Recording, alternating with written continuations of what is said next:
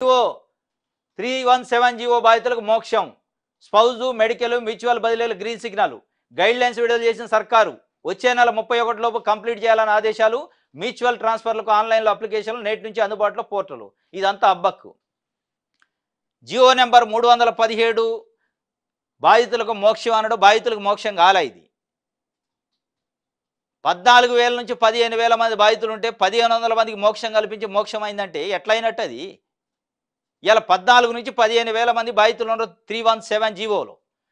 దాంట్లో cabinet sub committee వేసింది. దామోదర రాజనరసింహ చైర్మన్గా, శ్రీధరబాబు గారు, పొన్నం ప్రభాకర్ మెంబర్లుగా క్యాబినెట్ సబ్ కమిటీ వేసి 10 నెలలు తాత్సారం చేసి 10 నెలల్లో కనిపెట్టింది ఏంటంటే కొండం దవ్వి ఎలకన పట్టారు. ఏం పట్టారు? స్పౌజ్ అట, మెడికల్ అట, ఇంకోటి ఏదో గ్రౌండ్ మ్యూచువల్ అట. ఇక దీనికి క్యాబినెట్ సబ్ కమిటీ, దానికి ఒక రిపోర్ట్ కావాలా? ఇది కామన్ కదా. స్పౌజు మెడికల్ మ్యూచువల్కి దానికి పెద్ద జీవోలు అవసరంలో cabinet sub committee. Cabinet sub committee వేసింది దేనికి?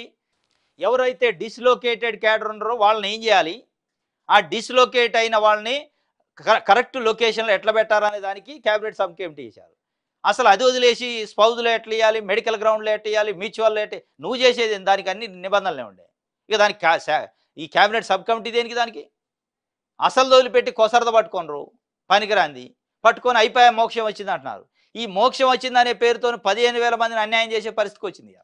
వాళ్ళు రోడ్లు ఎక్కే పరిస్థితికి వచ్చింది. పాప వాళ్ళ ఆవేదన కాదు.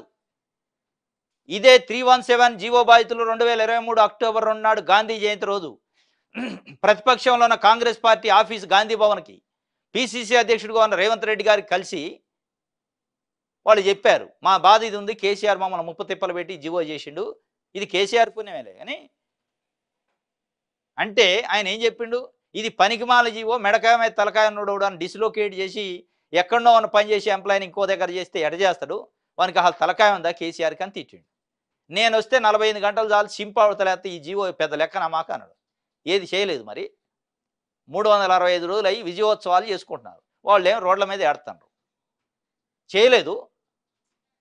జీవంతో 317 అనే జీవో ఇనప కంచెలు, అదేమన్నా కాగితమే సింపి అవతలేదు కానీ ఎవరు అడ్డం వచ్చారు? నువ్వు చింపుతుంటే ఇప్పుడు అడ్డం వచ్చిండా?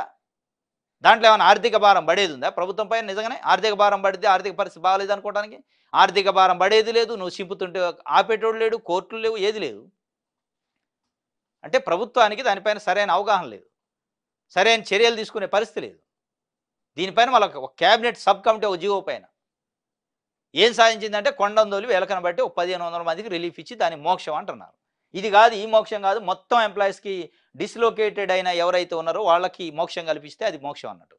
ఇది దిశకి సంబంధించి